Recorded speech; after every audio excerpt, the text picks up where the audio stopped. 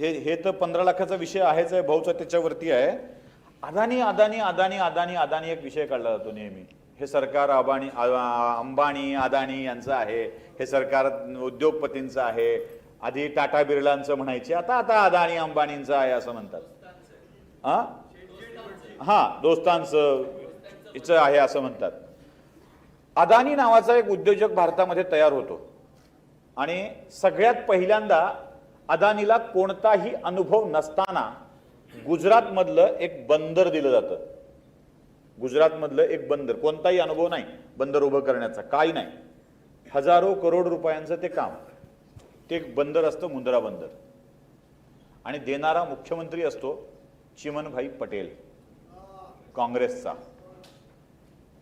अदानी उभा करताना काँग्रेसच्या मुख्यमंत्र्यांनीच मुंद्रा बंदराचं काम अदानीला दिलेलं असतं आणि अदानी तिथून आपल्या उद्योगाला उभा करायला सुरुवात करतो.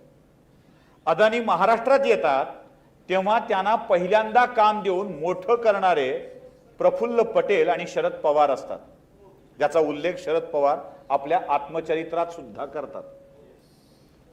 अदानी उद्योजक म्हणून उभं राहण्याची प्रक्रिया आणि हजारो करोड रुपयांचे काम देण्याची प्रक्रिया ही काँग्रेसच्या काळात झालेली आहे.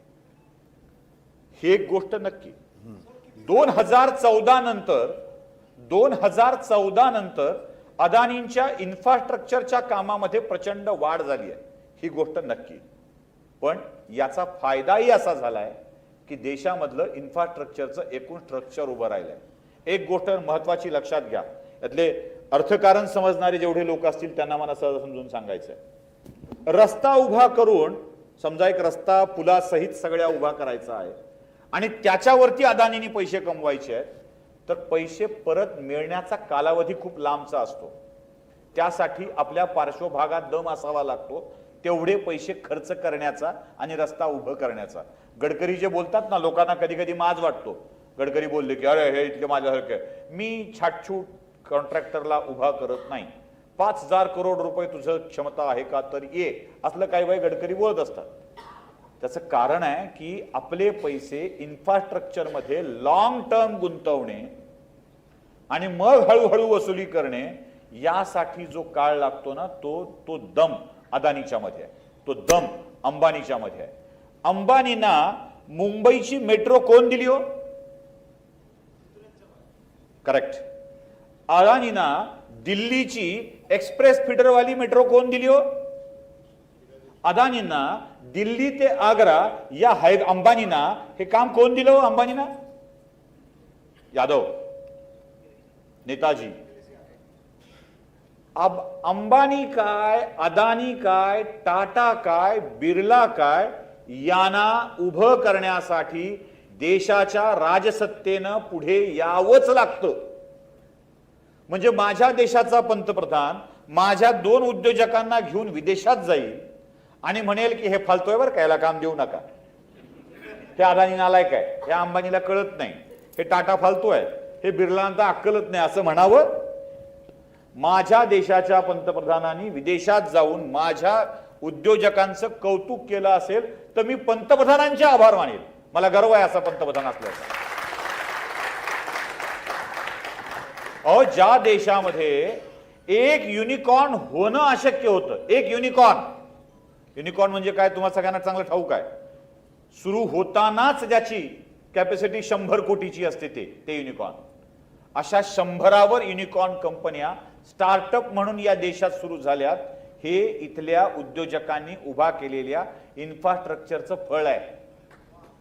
आणि अशा शिव्या घालणाऱ्या माणसांनी अदानीचं काय झालंय, अदानीचं काय झालंय, सांगा ना म्हणणाऱ्या माणसांना मला प्रश्न विचारायचा एक छोटा. अरे नालायकांनो, हा शब्द जाणीवपूर्वक वापरतोय, कॅमेऱ्यात बघून वापरतो. अरे नालायकांनो, तुमच्या आजूबाजूच्या देशाची अवस्था काय जरा नीट तपासून बघा. श्रीलंकेतली माणसं आणि उद्योजक आज कशावर जगतायत? माकडाचं मांस आणि माकडाचा मेंदू विकून चायनाला एक्सपोर्ट करून श्रीलंकेतल्या माणसांना पोट भरावं लागतंय. 4 घरातल्या माणसांना पोटभर खाता येईल एवढे गहू मिळाले तर नशीब समजावं असा जगणारा पाकिस्तान सारखा देश दुबईत गेलेल्या माणसाला पाकिस्तानात परतावं वाटत नाही, कारण जमा झालेल्या पैशाकरता कोण कोण करील सांगता येत नाही. ही पाकिस्तानची अवस्था आहे. बांगलादेशची अवस्था काय, बर्माची अवस्था काय, हे सगळ्याला आपल्याला चांगल्या माहित आहे. ज्यांनी देशातल्या उद्योजकाला बदनाम केलं ना, त्या देशातला उद्योग संपतो. तो उभा राहिला पाहिजे, तो टिकला पाहिजे, त्यानं इन्फ्रास्ट्रक्चर उभा करत गेलं पाहिजे. म्हणूनच आज देशाचा दबदबा पूर्ण जगामध्ये होतो आहे. पहिल्या 3 पैकी, मी तिसरा म्हणत नाही, पहिल्या 3 पैकी अर्थव्यवस्थेत जाण्याची तयारी आपण करतोय. ते इथल्या पायाभूत सुविधांच्या विकासामुळे. हे ज्यांना नको आहे ना, ते असले फालतू प्रश्न विचारत असतात. अदानीचं काय झालं, अंबानीचं काय झालं, टाटाचं काय झालं, बिर्लाचं काय झालं.